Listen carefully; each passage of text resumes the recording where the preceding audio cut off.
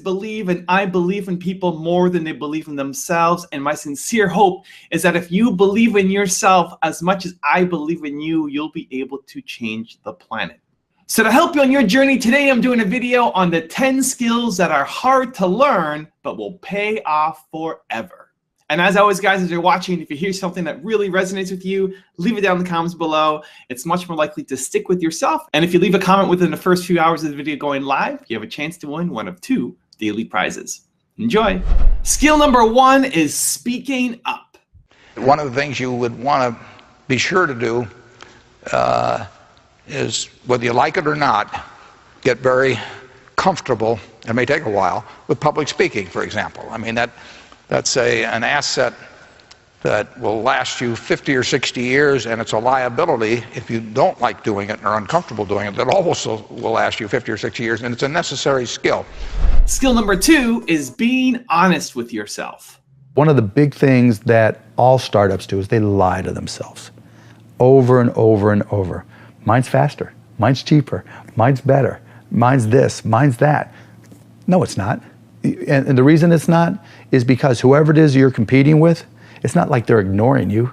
It's not like, oh my goodness, this guy just started on Shopify in the startup competition. He's doing $1 million this year. Woe is me, I might as well close up the doors. What are they doing? I'm gonna copy what they're doing. And now you've got to stay ahead. And so, you've got to be very careful as an entrepreneur to be brutally honest with yourself. And those are some of the things that you'll hear from me as a mentor, that know what you know what you don't know, but you've got to know your business better than anybody. Skill number 3 is having confidence. I don't know if you'd agree with me on this, but in many ways, one of the key factors to legendary success isn't your natural ability. It's not whether you have the right product. It's not whether you're in the right field. It's not whether you've had a blessed background. It's not whether you have the right IQ. I want you to really think about and deconstruct and play with, maybe later tonight in your journal. I want you to deconstruct this idea of confidence. And it seems like a very simple word, but just think about it in your own life.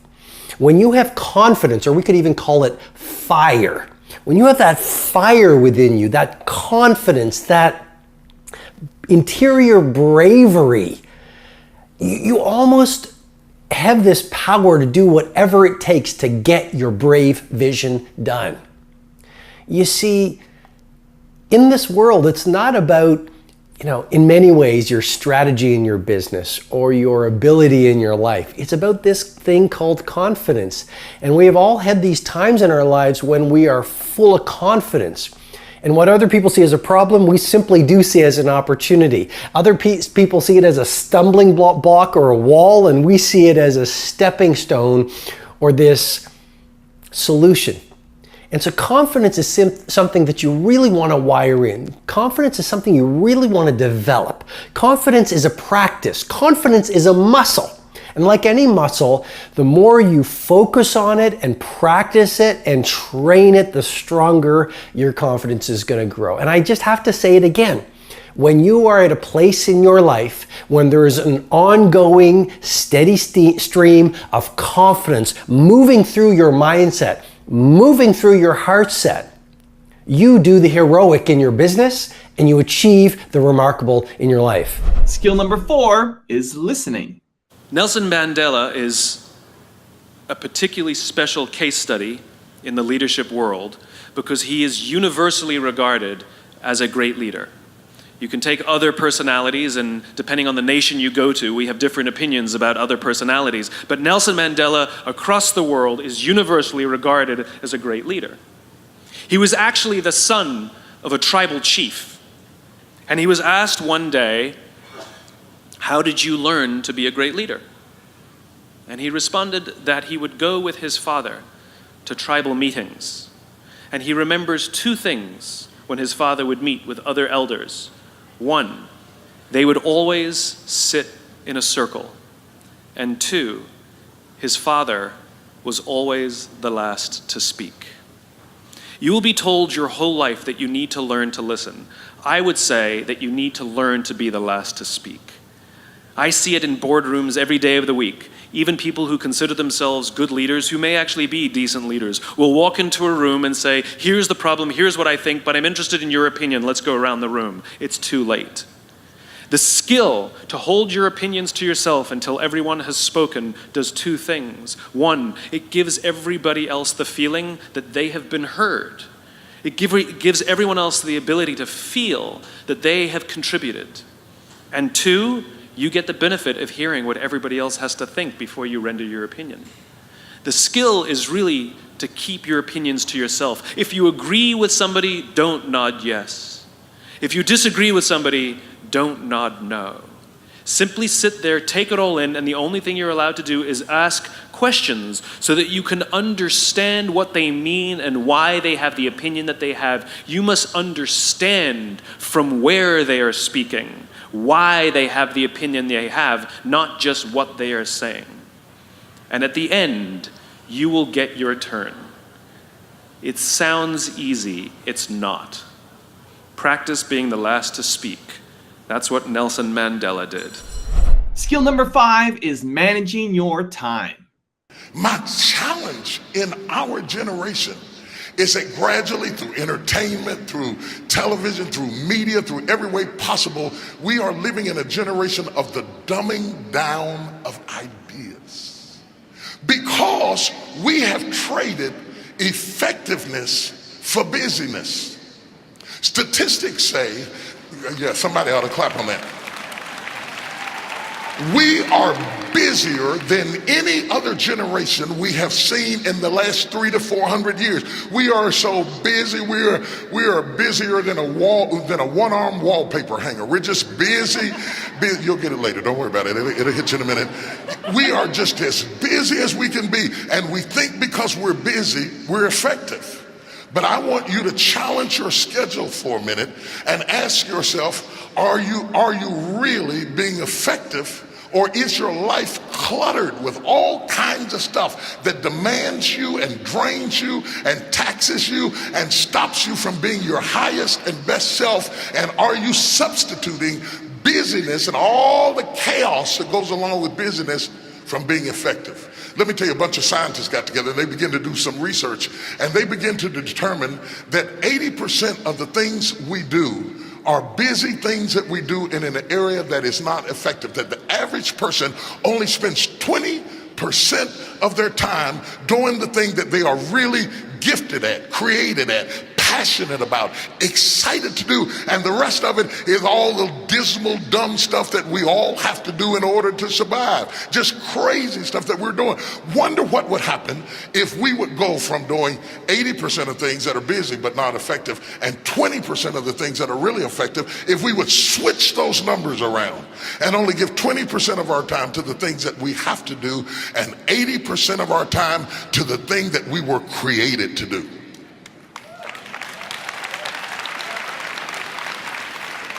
Wonder what would happen to your life. Now think about it a minute. There's a lot of things you could take from me and I could make it. You could take my suit, I got another one. You could take my car, I could get another one. You could take my house, I could get another house. But when you take my time, you have taken something from me that is totally irreplaceable. We take all kind of classes for money management. We know how to manage our money. We know how to repair our houses. We're working on our hair and our bodies and all of this kind of stuff. We do everything except the most important thing is to value our time.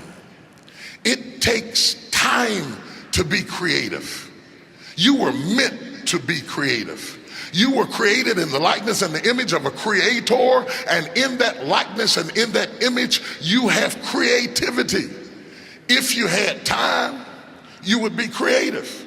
But in the absence of time and with busyness and clutter and the phone going beep, beep, beep, y'all got music playing on your phone, all kinds of stuff. And no matter what kind of song you put on it, after a while you hate to hear it, because every time you hear that sound, you know it's somebody else wanting something else from you that's taking you away from what you are gifted and creative to do. Skill number 6 is stop whining. So I have this thing that I've been promoting called No Whining Wednesdays. Wednesday, you cannot whine, complain, or criticize. And people are like, well, what is whining? whatever you think it is, don't do it. And every time you do it, you have to put a quarter in a jar. If you whine about anything, I can't, I'm tired, why do me, why don't you, why have me? Every one of them will cost you a quarter. Or complaining, why do you always, how come you, I always, they never, whoop, up, cost you a quarter. Then last week, I had people send me pictures of their jars of quarters. Oh my God. But what they said to me also was, this was wonderful, because I was never, ever aware of how much whining and complaining and criticizing I do. Now I've got mothers doing it with their children. So Wednesday is No Whining Wednesday. We need to practice that. We need to stop whining about what isn't happening, what we don't have, what we can't do, what somebody didn't do. We got to get it clean in 2014. No whining, no complaining, no criticizing. Skill number 7 is staying present in the moment. If you're living in the past, you're going to be depressed because you are rehashing things that happened to you that are not going to happen again. If you're living in the future, you're going to be anxious because you are anticipating what's coming or you're wishing for things that aren't happening yet. Being in the present is where the gold is. Being in the present moment is where you will have the greatest control, where you will feel the most at ease, and where happiness flourishes. There's a super tight connection between happiness and the ability to live in the present moment. A lot of people believe that happiness is tied to the things that happen to you. Not so at all. In fact, there is a professor of positive psychology. He's one of the grandfathers of the movement. He teaches at the University of Pennsylvania. His name is Martin Seligman, and he's studied happiness for decades. Now, one of the things that we've talked about a lot is that 40% of your happiness levels are preset by genetics. 60% you are in complete control of. And one of the things that this professor has discovered is that it doesn't matter what's happened to you. In fact, some of the people that have had the worst things happen to them, like people that have survived the Holocaust, are actually the happiest and most grateful people in the world. Happiness comes down to this right up here. It comes down to your thoughts, it comes down to your mindset, it comes down to your attitude, and you are 100% control of what you're thinking. You may not be in control of how you feel in the moment, but you can always, always, always, always be in control of what you think. And that will change how you're feeling. One of the most powerful things that you can do in terms of think, and this gets back to Strick's question, is how do you be present? Being present is literally nothing more than the skill of having your thoughts be in this moment, not in the past, not in the future, but right here. The way that you teach yourself how to do that is that the moment that you catch yourself being distracted, the moment you catch yourself starting to worry, the moment you catch yourself drifting to the future or drifting to the past, that's a moment of tremendous power because you basically just woke up. You basically just noticed that you're not here in this particular moment. So use that wake-up call, 5, 4, 3, 2, 1, and ground yourself in this moment. The best way to ground yourself in the moment is to look for something in this particular moment that you can savor. Now, I'm using the word savor on purpose because it's the word that psychologists use to describe what happens when you find something in this moment right now, right here, right now, to focus on and to appreciate. It could be literally the questions. These are printed out questions from people on social media. And if I were to stop and look at these and savor them, what I would feel in this moment is a tremendous amount of gratitude because people are taking the time to write. And that makes me feel incredibly grateful. And it also makes me very happy because it means that the folks that are writing are taking control of their lives and seeking out the information that they need. Another form of savoring that we can all relate to is eating. As you're eating, instead of drifting to the future and thinking about all the things that you need to do or hanging out in the past and rehashing everything that's happened during the day, be in this moment, in this meal.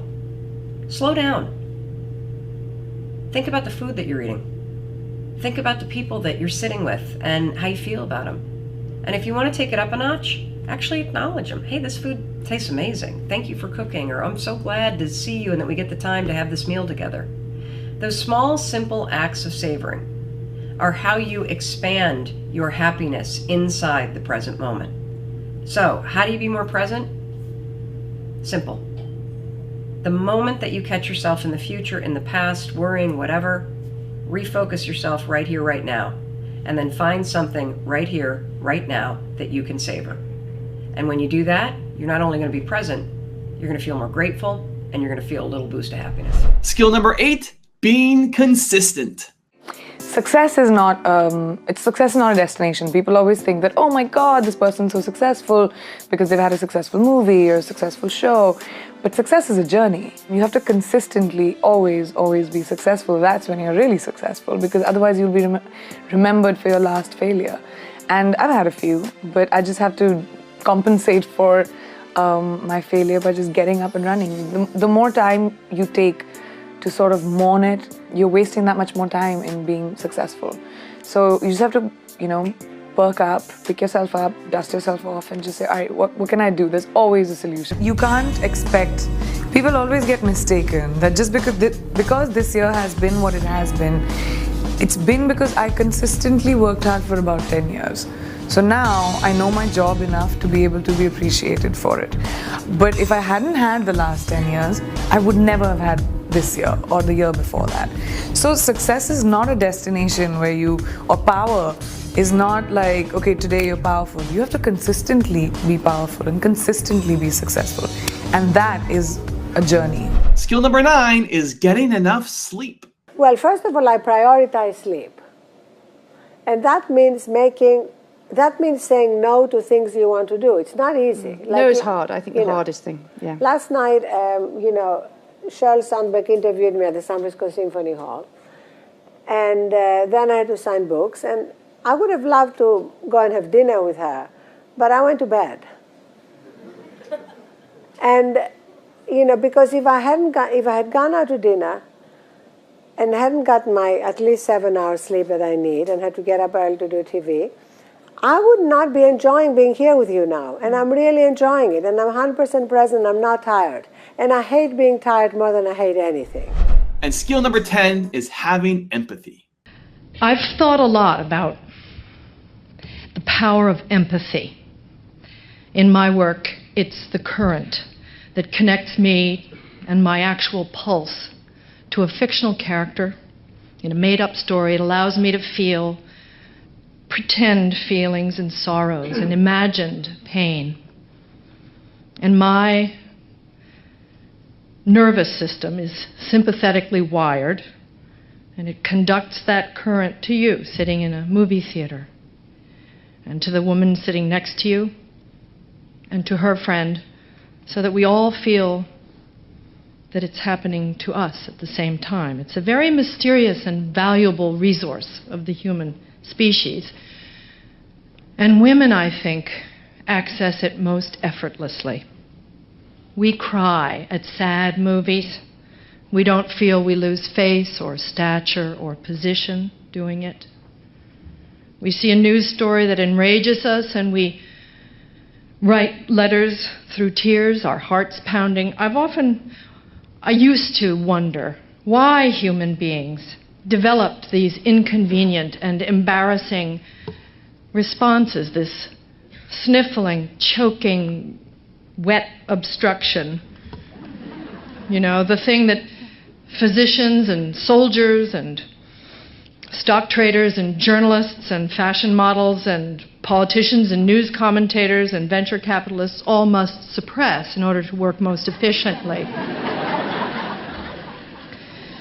I thought, what possible value, function could it serve in the Darwinian scheme of, survival of the fittest and the strongest and the most heavily armed? No, seriously, I thought, why and how did we evolve with this weak and useless passion intact within the deep heart's core? And the answer, as I've formulated it to myself, is that empathy is the engine that powers all the best in us. It is what civilizes us. It is what connects us.